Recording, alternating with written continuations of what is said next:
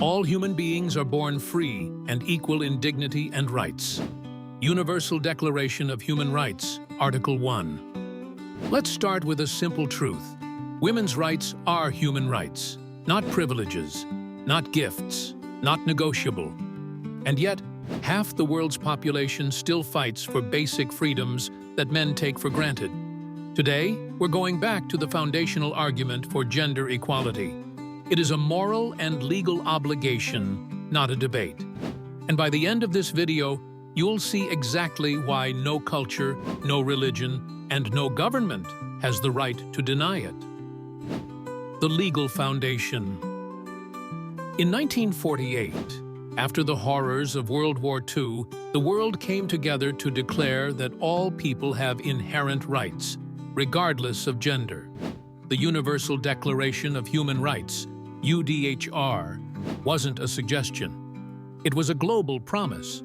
Article 2 states clearly, no distinction shall be made based on sex. But here's the problem. 75 years later, 49 countries still lack laws against domestic violence. 1 in 3 women globally experience physical or sexual abuse. If human rights are universal, why are half of us still waiting? 45% of countries restrict women's property rights. World Bank. 2.4 billion women live without equal economic opportunity. UN Women. The moral imperative. For centuries, women were told their inequality was natural, that God or biology destined them to be lesser. But here's what that argument ignores. Power doesn't prove morality. Slavery was once natural. Colonialism was legal.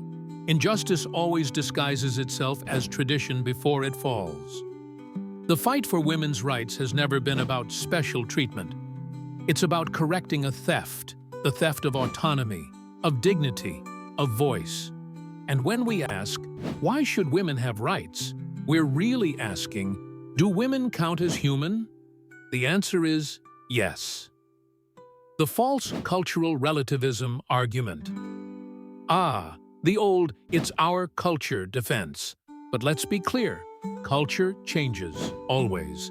Britain ended slavery despite it being traditional.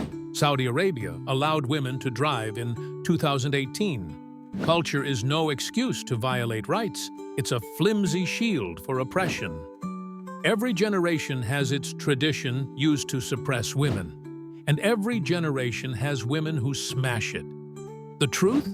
Rights aren't Western or Eastern. They're human.